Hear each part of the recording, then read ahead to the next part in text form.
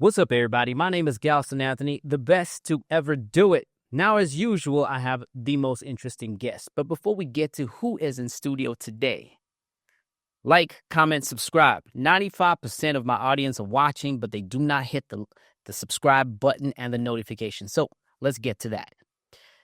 Someone I have in studio today is someone that inspires many, me particularly, somebody whose careers all of us are supposed to be. A man that started off in Soweto but made really big things for himself.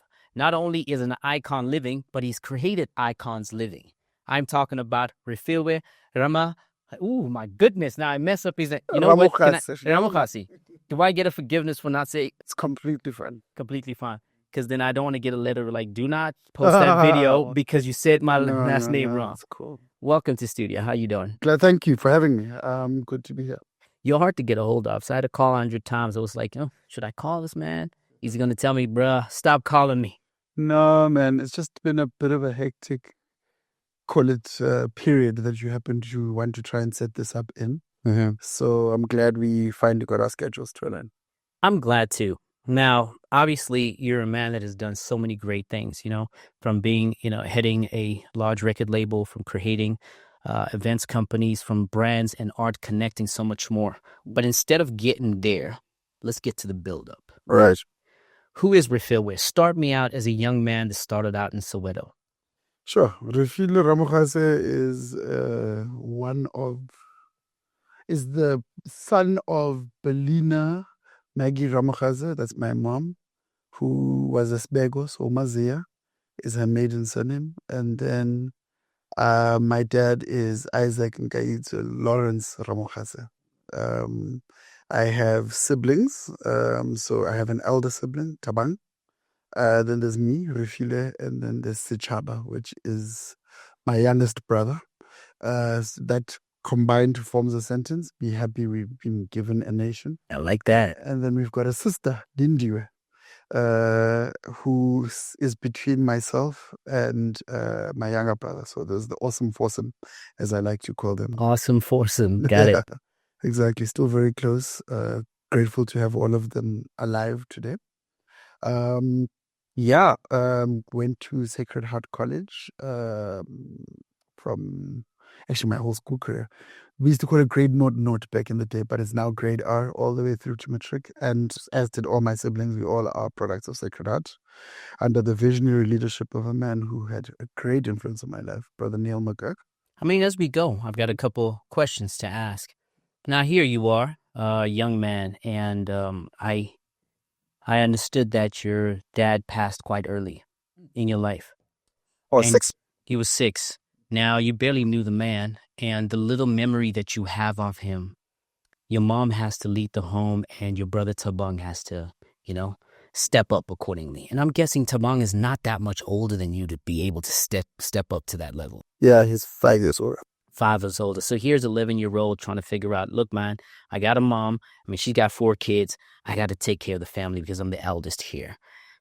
How was that for you? Challenging. I think I remember when I turned 34. It was an interesting birthday because that's what age. My dad was 33, so he was a few weeks away from turning 34. So I'm older from 34 going that way. I was older than my dad ever was, and importantly, my mom was the same age at that time. And when I think about my time or my life at that time, I have such an empathy for my mom, insofar as wow. To be that young, to lose a husband and to have 3-4 kids that you have to take care of is beyond daunting. So obviously, as you can imagine, she had to juggle grieving and still being a parent. And I think she did that. Obviously, like every other human being, it would not be easy. But by and large, I have just nothing but the greatest of admiration for the sacrifices she made and the way that she continued to play those roles for us. To your point, I can imagine that for my older brother, it was a challenge, especially being the oldest. I remember a very clear memory of one of my uncles saying when they were cutting our hair, because back then when somebody like a parent passes away, I don't know if people still do that as much, but it was culture and custom that you cut hair when it's a direct family relation, like a parent or a brother or a sibling, that you'd have to cut your hair. So I remember they were cutting our hair, and one of my uncles saying to him that he's the man of the house. And I remember just how much that has weighed on him over the years. And credit to him, I think he's a classic big brother insofar as that I think there's a lot of pressure placed on firstborns to not put a foot wrong. And I think it can weigh quite heavily on them. And what I like is that he's by and large, always been that person who has always just risen above. And I also like the fact that he did make one or two of those mistakes that made us making those mistakes when we made those mistakes Okay, well, easier that's in vague. the eyes of our parents. What are those mistakes? No, you know how it goes. I don't want to No, I study do this. not know how it goes. I don't want to study this. I want to study that. Like he was okay, the first gotcha. to tackle that with my mom. He was the first to tackle some of those really difficult conversations such as those. So grateful that it was him first. Gotcha. Well, as we're going to take that trip and that journey, you meet Hausa Mapai along the way. I believe you and him went to school together. Yeah, actually, Hausa's dad was my soccer coach, Uncle Vincent. So Hausa is 1 year older or 2 years older than me. He's got a middle brother by the name of Khomotso Mapai, who we were in the same class and we played soccer together. Yeah. And we all lived in Deep Kloof, so it was a community that lived in Deep Kloof. And Hausa's dad was our soccer coach. Okay. So this is before Hausa and them moved. So Hausa left quite early from Sacred Heart. But yes, we grew up together. So that was the Deep Kloof crew. So yeah, very much a product of 985. 95. So, well, I hope to get him here because I would like to hear your story when he went to the United States and so forth and how he connects with you in the future, which we will still, go forward. Now, here you are. You finish with school, fast forwarding, and you decide to study. What is it you chose to study, and how did your family feel about this? Well, interestingly enough, this is the thing, right? What I studied and what I do are so completely not connected. So I did a BA in politics and English. And I remember like having these aspirations of working in the diplomatic corps.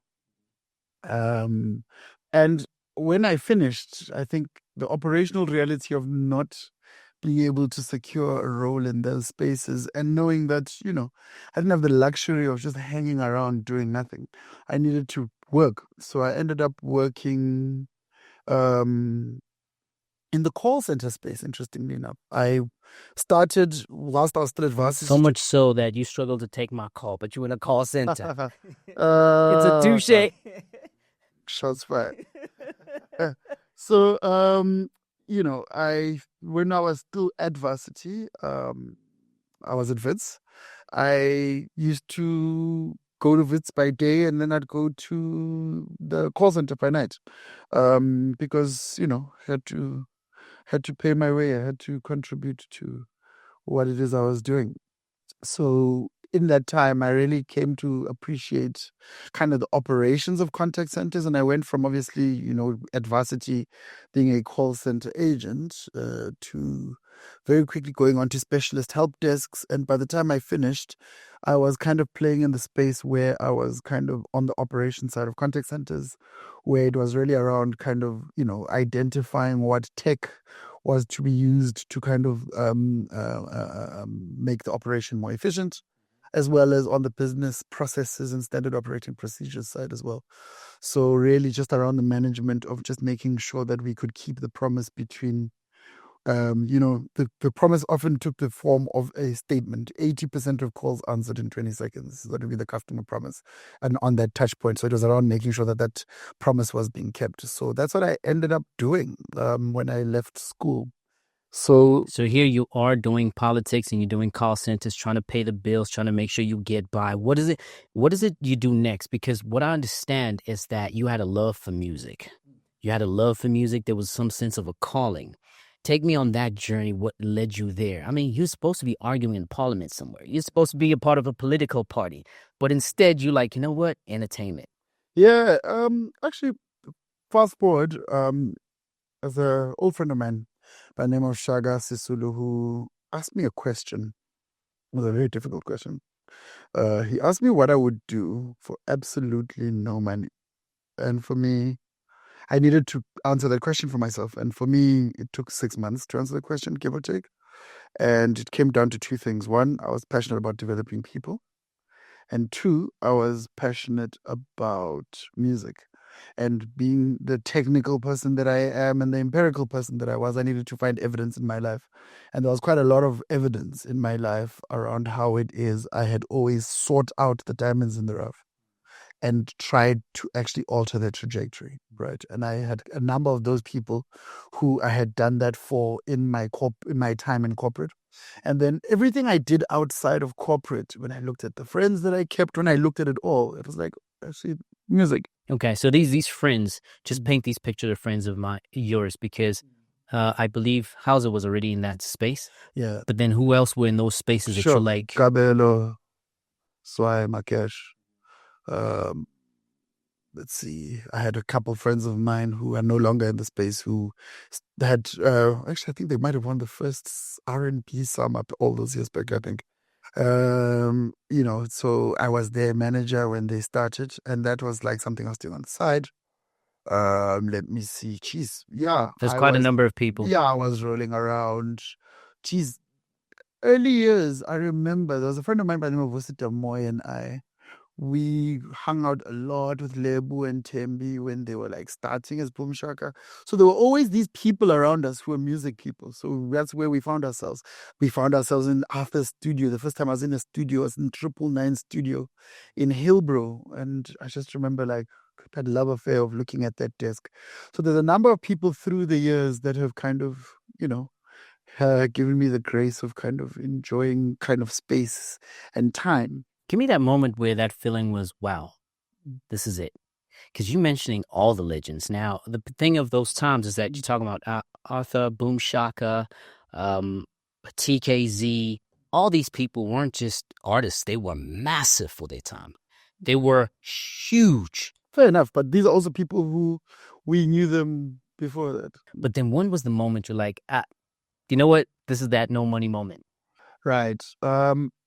I think for me, when I think back to it all, I remember sitting in that, I didn't acknowledge it to myself, but I just remember sitting in that studio at 999 and going, wow. I think that's definitely one of those moments when I was sitting in that studio. I think another moment for me would probably be, there's this year, it's the unspoken year. And I remember I spent 1 year at UCT before I went to Wits. And I'd come back on vacation, right? And when I'd come back here, right? This is that time between Take It Easy, TKZ Take It Easy, and Palafala. And I'd bump into Kabelo and them in particular there's a club called Morgan's. And I remember like I'd have chats with Kabelo through that time. And it was that moment where I think when I've chatted to Zwei about it, I love how he puts it. He says, between that first album and the second album, they spent it trying to figure out that moment in a club when a song starts and when somebody goes, yo, that's a dope joint, right? So watching their journey as they were kind of landing that bullseye sound was also another moment, because then bumping into Kabelo after that, I remember like it was actually shortly before that, because that group that I tell you about that I was managing, we got a guest verse from Kabelo on that project, and we were standing outside, and he was like, I think we finally cracked it. And I was like, hey, okay. And then Palafala came out not so long after that. So those are kind of seminal moments. And then again, I think I really fast forward now to that point after Shaga asks me that question. And that's where Hauser then comes into the story. Right. And this is what I wanted to ask. And how involved were you in Dream Team? Oh, Dream Team, we started. Yeah, tell me that whole. All right. So Shaga asks this question. So I go, okay. This intersection is interesting for me. Then from there I go, okay, so how do I build out a network? So the late Wanzi Nzimande, Lokshan Culture, and I were very good friends. And that's another person that's so integral to the story. And Wandy and I remember there's this place on Corner Republic and what's that road that goes via Randburg? Alabongwe. not Malibongwe, the other one, is it Bram Fisher, no? Bram Fisher, yeah? Yeah, Bram Fisher. That used to be a mall. And at the very top was a restaurant. And I remember we started talking about doing this event. Around that time, you've got to understand it was like the age of the DJ, right? And there was no live music really playing out. And we're like, what if we were to do an event where we were to have live entertainment at its center, and then we would kind of have this, party people style kind of hip hop movement, which is infused with what Wandy was doing, which was quite a lot of the Kwaito stuff in terms of his DJing. What happens if we were to create a night like that? What would we call it? And we started to spec out. I remember we started doing the drafts of what would eventually become the analog artwork, which I have to give credit to Silo Noid around, because then once we had the basic idea, we sent it to him, and then he created the logos for that. And then we spent the next years or so building out analog nights. And finally, that's when Kauza started coming to analog nights. And then him and I reconnected around that time. And when we started talking and I kind of told him what it is I was keen to do, Kauza was like, let's do it. Let's just do it, man. Right? And from there, we managed to rustle together, I think it was 80,000 Rand startup capital. So that is crazy, because I'm trying to figure out the year. Because for as long as I know Bram Fisher and Republic, multi-choice is right on the left-hand side if we're looking from this northern side coming in. And the right side, I know there's office blocks. Where was the mall? No, it's not Bram Fisher, man. What is it? That's Bram Fisher. It's one down. You know? Oh, you're talking about where the China Mall is now. That used to be an actual mall. Oh, yeah, that's further down. Jan Smuts. Jan Smuts. Gotcha. And y'all got, which year was this? 2008, 2009? 2008, 2009. You got 80,000 Rand. Where did you get that money? Because getting it to have somebody invest in you guys, that's not going to be easy. The cheapest source of funding is always going to be friends and family. Yeah. So we kind of... I'm trying to figure out that. Mom, I need a... No, it wasn't mom. I wish it was mom. But, we had to go to uncles and stuff like that.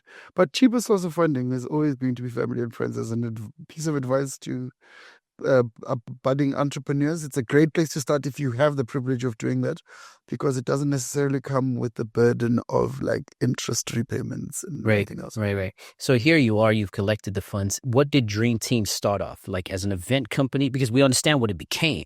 But started as a talent agency. So Dream Team Talent Management. Okay, so you were doing what your passion was, like building the artists, making sure that you manage them so much more. And then boom, Dream Team gets to the pinnacle where there's just artists just screaming on their songs, Dream Team, and so forth. Like, how did it feel when you got to that point? Look, you just keeping your head down at that point, right? You're working. You're focused on making sure that you are able to deliver on the promise you've made, because this is what I've always said, not even just to people at Dream Team, but across wherever I've worked. The burden of responsibility of working in our industry is that we are in the business of making people's dreams come true. I like that. So, it's not a responsibility you should take lightly. Like, somebody literally entrusts their dream to you. And yours is to keep your head down and make sure that their dream is actually actualized in the way that you and them have spoken about, and actually beyond even their wildest expectations. So I just kept my head down and just made sure that each 6-month cycle was better than the 6-month cycle before that. I like that. But then along the way, I don't know if it's after that 2008, 2009 point.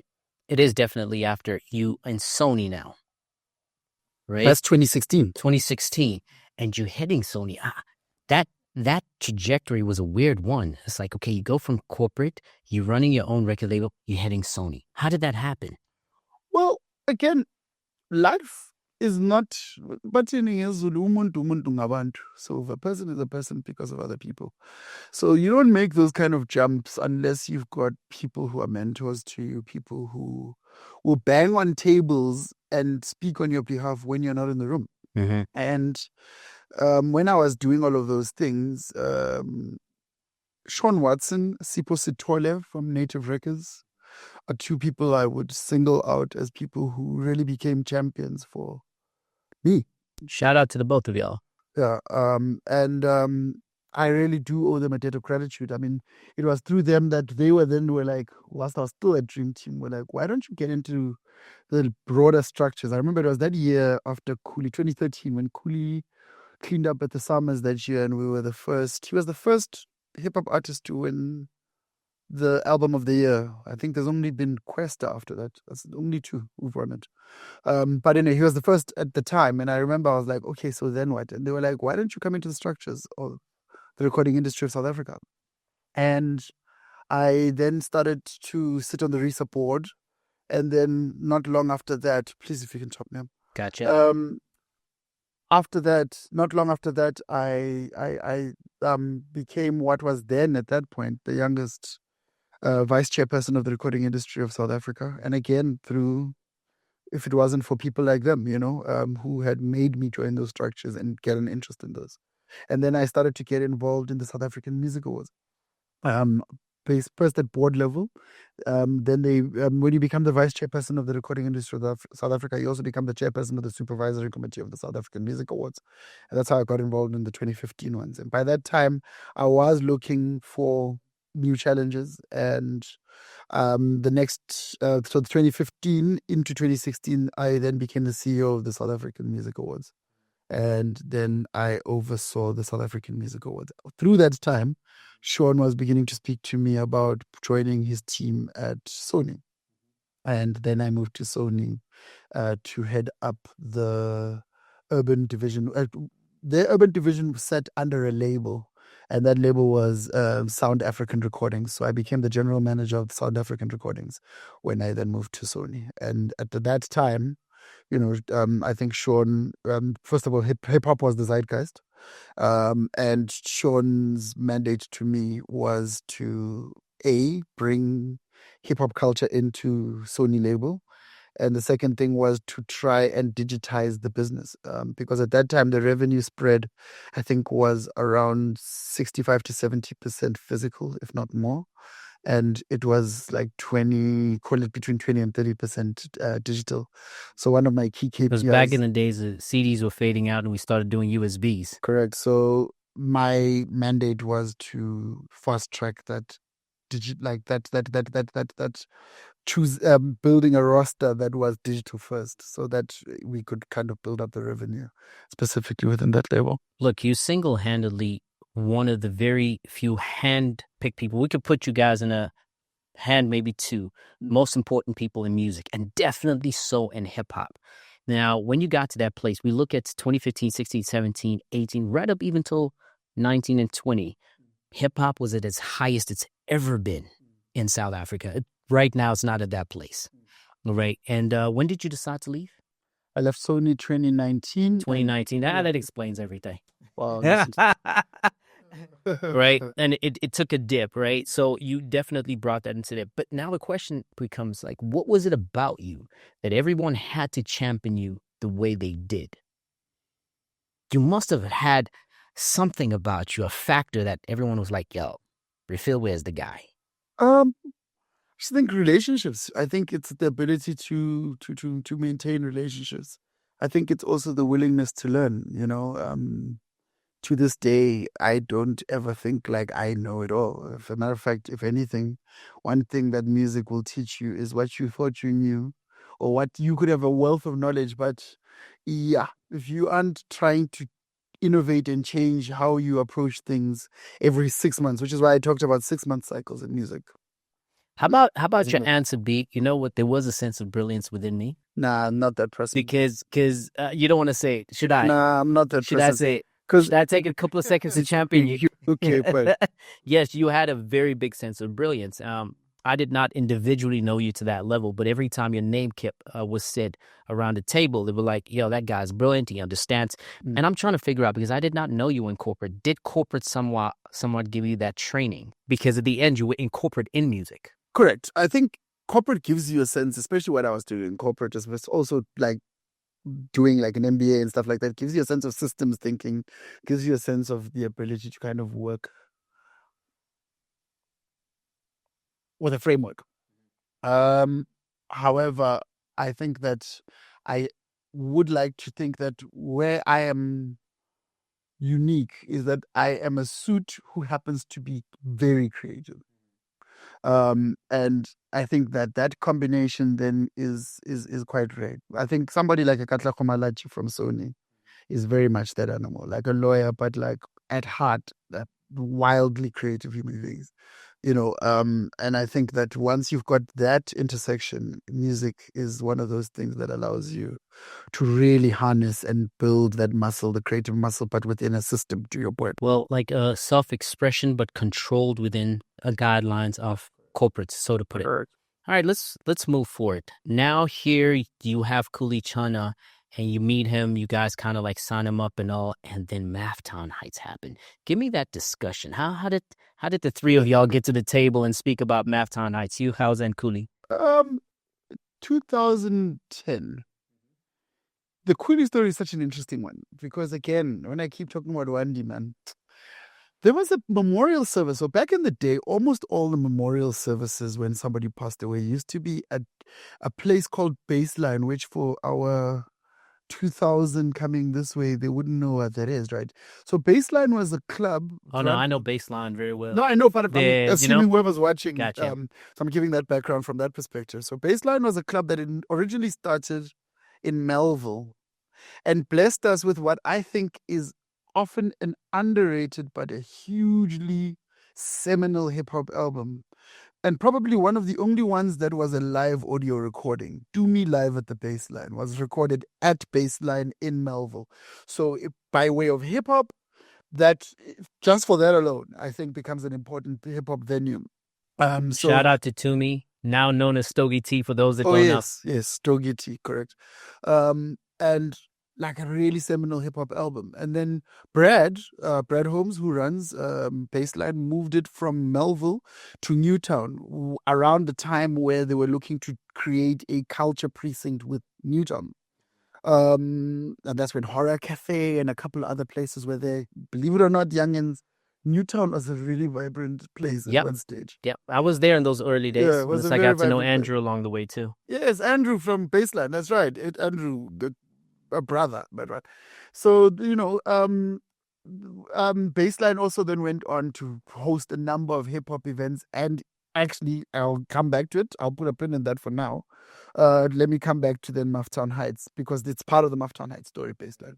So Khuli, we had signed. So inside how we get to sign Khuli, we were at Baseline. It's at a memorial service, and Wandi is like, this kid here is special.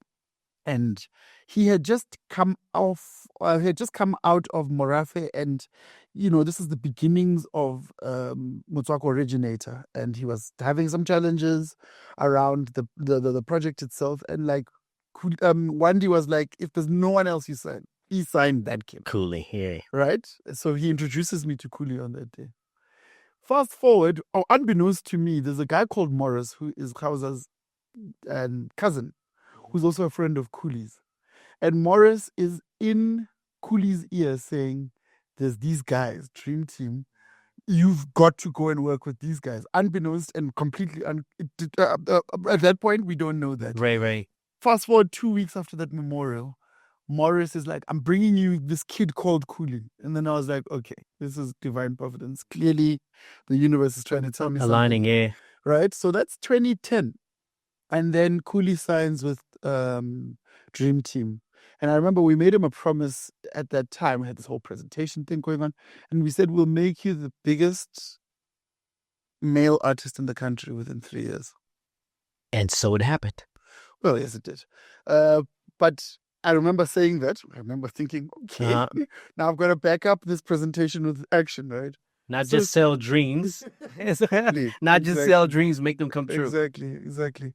So yeah, I remember we first worked Fresher, got a bit of momentum, and then we had just worked Konka, and we were like, okay, it's good that we've got momentum as Khuli, but the pattern here has been it's one person's turn at a time, and we want to be able to create an ecosystem for not only Motswako but for hip hop. So how do we do that? So Khuli was, I remember, at a Moloko used to be not in Pretoria, kids. Pretoria was in Rosebank, right? And he was at an Independence Day celebration. I think it was for the Ghanaians. And he was like, wow, these Ghanaians are celebrating themselves, but they're not in Ghana.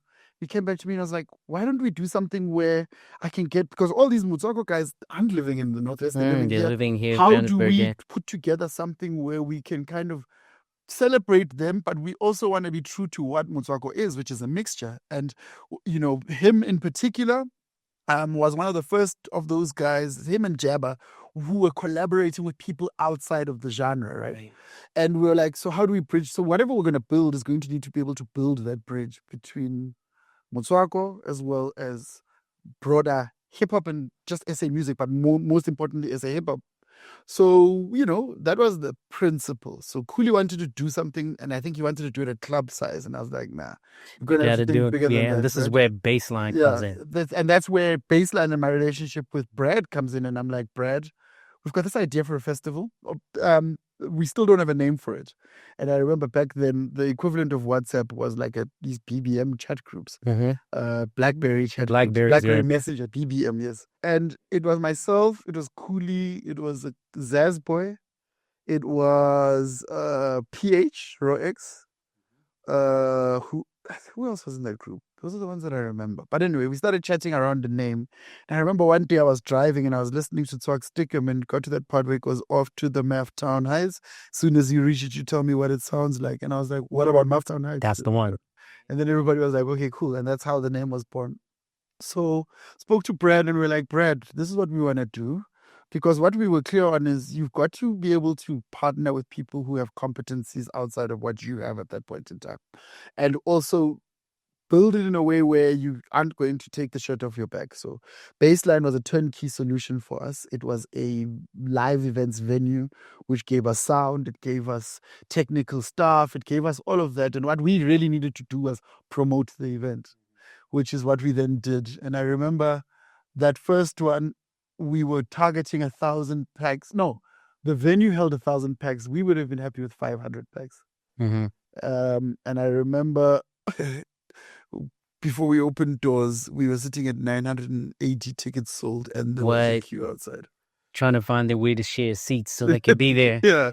So that's how the first one came about. And again, really need to give a lot of a big debt of gratitude to the artists that came on board that year where we really didn't have two nickels to rub together, the Motswako community, the hip-hop community, where we were like, listen, guys, we're going to break bread based on what we make on that day. And it's exactly what happened. And, true to our promises that ever since then, as we've grown, we've also made sure that we grow the bag that we give to all the guys that are performing at the event as well. So that's how the first one came about, Baseline, and that's how Baseline then comes into the story as well. Oh, dope. Actually, there's a lot of questions I want to ask, but then there's this particular girl that I met in university. Me and her in university together. Her name is now synonymous with greatness. And I got to understand that she was a understudy of yours. Yes. Starting off at MathTown Heights and so much more. We know her name, right? Sibu Mabena. Yes.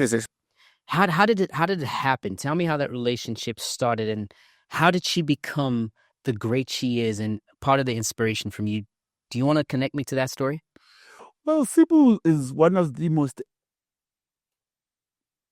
ambitious human beings I've ever come across. I always knew that she was going to do. This is actually just the start for her. You're going to still see incredible things from Sibu. But Sibu, we met when she was still a dancer, actually. Because remember, Sibu started. I got to find out you were a dancer. Okay. So she was doing dance and choreography, and I remember our paths started to intersect when we were now on that Khuli Chana run, right? And we started working more and more with corporate. Most in particular, I'd run and mention brands, but what are the alcohol brands we started working quite a bit with? Sign a check. We will think about, And she was doing choreography for them as well. So we just had, it started very organically, and I just took a liking to the passion that this young lady had, and the willingness to learn. And I think the thing that I think Sibu uses to great effect even to this day is the ability to strategically take on jobs where she might not necessarily make money, but she knows why she's doing them. Right. So she would be like, listen, I want to come and do this, but hey, I'm not employed. I want to learn how to do this. Don't worry about that. I just want to learn how to do that. And she's done that really well over the years. And she came on board, and it started like that. But her aptitude was what her aptitude was, and I started to throw into increasingly like more challenging roles. Like for example, when one of the fast food outlets partnered with Khuli, and they came on board for the festival, I was like, I need you to interface with the agency, and I need you to basically run kind of whatever digital fulfillment we're going to need to do for them. And she took that to that like a fish in water. And I think that's, I don't know, I do not want to be presumptuous and assume more of a role than I do have in people's lives, but I guess that's possibly some of the places where she might have started to think around, I could actually do something around influencer marketing. Kind of similar. Okay. Well, look, it's not something she particularly told me. I was with her, I think it was last week, and I hear this mostly from other people, but there is a lot of similar things that you have done together, and I do understand that, she was taught along the way. But now let's get to Maftown Heights. Maftown Heights actually brought out a lot of artists. Not long ago, I had Stone, Mo, and Toady. And we were talking about the Matwaka origins when they started from back in Paputatswana days right up to here. And they shared the Maftown Heights stage. Number 2, I also had Fifi here. I believe an episode is out. Please watch it. Okay. And one of the few things that Fifi did, I don't know if you remember this moment, where, a lot of the time she was not really received well at Maftown Heights. But then one of the places that really made her big was Maftown Heights, long before she got into Ambitious Records. How do you feel amongst her and many others that Maftown Heights did that for people's career? Look, humbled, really. I mean, what I love is that, and you got to understand, one of the, worth me mentioning that one of the things that also got Khuli and I thinking about, we've got to present ourselves. Back then, there were all these house gigs. House was a big thing. And there's a really big one that Mahuta and them used to do, right? Back in the day, I can't remember what the name of it was. And I remember, like, there would be the big stage where hip-hop would be, and then we'd have this little ass stage, and then there wouldn't be a stage manager. We'd have to fight for a mic. We'd have to figure it out who's going to perform based on, hey, guys, I've got another gig, or whoever's got the most aggressive manager, you are getting on stage at prime time. And we're like, this is not how hip-hop is ever going to grow, right? And we said, we want to be able to put a stage together where we are able to showcase what we know is gold, which is South African hip-hop. So we were like, we're going to give these kids what we can afford, like as in world-class or world-class stage. World-class stage and production. Mm-hmm. We want to give these kids that so that they can showcase themselves in a way that they want to showcase themselves. So we started to do that, right? And I remember even at the first one, there were 3 people who started on that stage who had previously, prior to that, didn't really have stages to perform at. There was a guy who was like punchlining the shit out of every place I'd seen. He was a hell of a rapper, and Slicker brought him. His name was Questa, and he performed a Slicker that night. Mm-hmm. There was a dancer, a guy who was dancing for Jabba, mm-hmm. who came, I think, just before we opened doors and said, I know I dance for Jabba, but can I also have a little performance slot? And we were like, dude, go for it. Make it. Yeah. That was Casper. Yeah. And then Benza was managing Keenan. And Keenan, of course, had been kind of taken as a little brother by Khuli. And we gave Keenan, who had one song at that time, a platform on that. Which song was this? Is that time? I Want Hit It the floor. And Yeah, then exactly. guys to say, That was his one big hit at that point in time.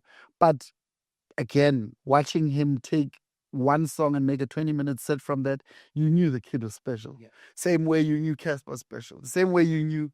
So that's how inadvertently, because the first one was about just trying to make it work. Then we started to get kernels from that first one that, wait a minute, what needs to be core to our DNA is making sure we give not only established artists a platform, but new artists a platform. By the way, Maftown Heights, one shout out to Mo Mulimi. He brought a young lady by the name of Fifi Cooper Yeah. to the first one. And he performed with live band with Fifi Cooper there. Right. So those are 4 people whose names. So it was like, okay. So then we got intentional about that. And that's how the New Kids on the Block segment was born. And each year we always have made a point of making sure that we will look out for who we think has got next and we'll put them on that stage. So over the years, the people who've performed in that segment include Gigi Lemaine, Ginger Trill, Nadia Nakai, Aries. We've had, let's see, Pretty Ugly. What is that outfit that Jay Jody was part of? Benchmark. We've had Nasty, The MT. names are endless. The Yeah, names are exactly. endless. Who've performed in that segment. You've had a decade run. So there's 2 people or 2 groups that really contributed to hip hop in ways that, wow. Prior to your coming, there was Back to the City with Osmic, right? Oz, yeah, very Osmic, important name. very, very important in hip hop. And then we also have the Dream Team / Maftown. You guys really had a run of a decade. So you also have to add Hip Hop Scholar to that. Hip hop scholar as well. Yeah, never not. Sorry for the disrespect. Now, here's the thing is that Maftown Heights Dream Team, they had like a 10-year run, like a hot 10-year run. Now, what do you think is the reason for the hip-hop dip? Now, most people would say it's on a piano and so much more.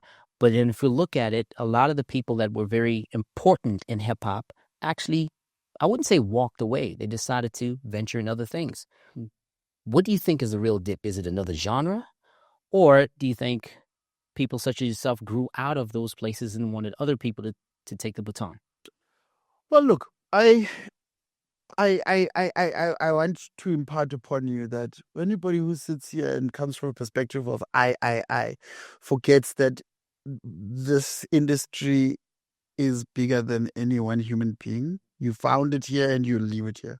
So it's very important to understand that you have a contribution, but that contribution is a contribution to a bigger machine. With that said, I think that at its height, let's take the learnings, right, of what did we do, call it circa, and Slicker is another person you really need to make Oh, sure. yeah, absolutely. From pre-ventilation, from Correct. squatter camp Correct. days, I was there. Correct. So what I'd say is the big thing that started to happen during what we call it the golden age of hip hop for now, right? At least the first golden age of hip hop, because I believe that we're coming full circle back into it, and I'll tell you why I say that. Is that we started to localize the sound. We understood, and the insight was that hip hop needed to sound like the kids that listen to hip hop here. So up to, I would say, from 2008, circa 2008, coming all the way up to around 2015, 16, 17, which are like the golden years, I'd say, of hip hop. The thing that happened there is guys started rapping in vernac. The sonics of it started to build in or bring in, samples from house music, from kwaito music, and it really gave a very localized flavor to the hip hop that people were consuming, and that's why then it could live on mainstream radio, and that's why it could live. It could actually then start to sell to a lot of these kids. So that's, I think, a key thing that happened in that period. I think what then happened is that, call it towards the tail end of that, you started to see kind of English-speaking rap start to take over again, which is cool. And I'm not knocking English-speaking rap, do not get me wrong.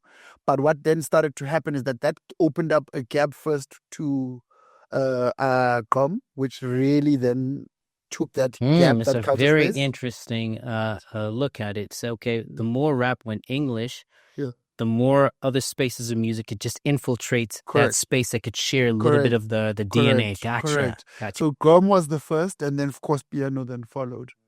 And if you think about kind of the seminal names, call it 2016 going this way, I would say if you think of a top 5 that you'd think about, I would say at least 50 to 60% of that would not have vernac production language or vernac in what they were rapping about. I'm excited about now with hip hop because I'm looking at the kids that are coming through, the Quellas. There's a couple of these kids that are beginning to pull back. Maclera, the Pretoria movement. These are kids that I think are very in touch with Kasi culture. And I think that the moment you've got the hoods on your side, it's a matter of time before you have a large... become hyperstars. Exactly. Really interesting story and legacy that you have lived. But I want to talk about a little bit of the downside of hip-hop. Yeah. We have lost greats. Keenan, Pro Kid, my dear friend Jabba, Ricky Rick. Minus Keenan, I have seen similarities of how these three have dearly departed. I don't know if I should pull out a specific name with them, but what do you see as some of the issues that we have in the industry that these people decide to have their lives a little shorter than it should be? Look, no one will really know any reason any one individual will make that decision. It's a very personal reason for each person. And I don't want to sit here and speculate on that, but I think I'll talk specifically to some of the industry melodies. So some of the industry melodies, I think, especially were...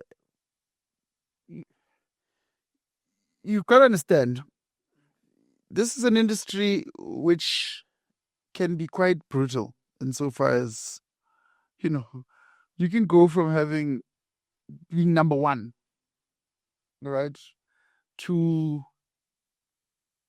literally next week, there's another artist that takes your place. And it can be quite...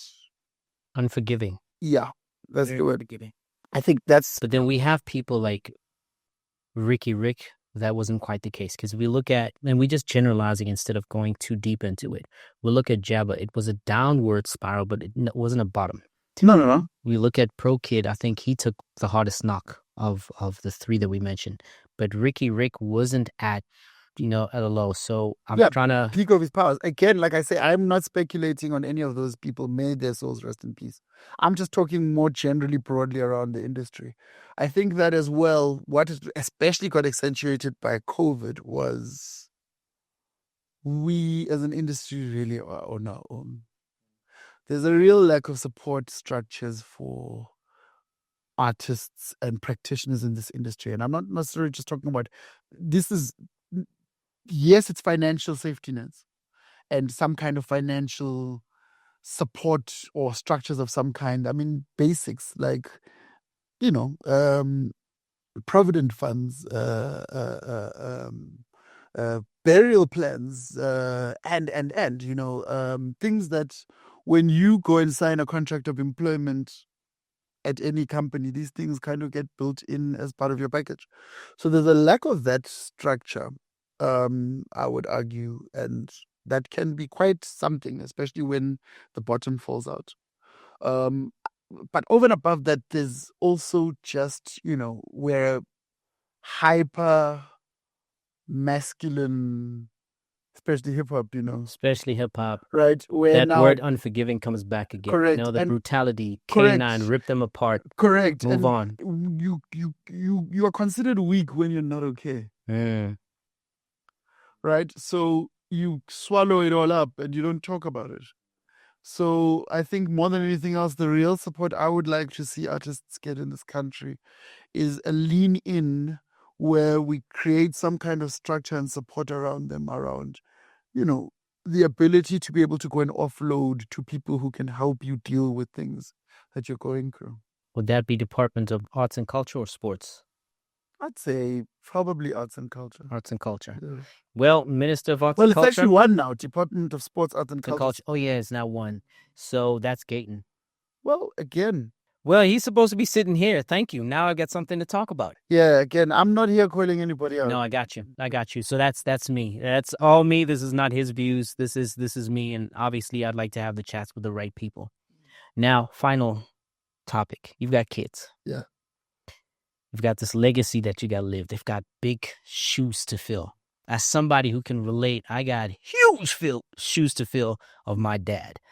How do your kids feel, and what legacy do you want to leave behind, and how do you want them to remember? And please, for the love of goodness, do not be as humble as you've been this entire conversation. My chorus to my kids all the time is, you are enough. You are fearfully and wonderfully made. I'm just merely a custodian. I've just had the privilege of There's that parenting you. humbleness. Of parenting you, because you chose me the same way I chose you in another realm for us to have this worldly experience together now. Truthfully, just because of the fact that music can be quite a hyper-masculine space, I will support them if they get into it, but at first practice would be not. Uh-huh. You know, but I will support their dreams, and I just want them to know. And if you know, many years after I've shuffled off this planet and they watch this episode, I say it again to them: they are enough, and whatever they go on to do, I will be super proud of. Well, kids of his and the people out there that have been following him for over these years, the icon living is bestowing on us icon knowledge. Now look at all these years and illustrious career. It is definitely somebody. I take a lot of pages out of his book and so much more. Again, I bring people that are worth talking about and so much more to share their stories and more. But until next time, I want you to like, comment, subscribe, and Refilwe. Refilwe Ramogasi. That's a Tswana surname.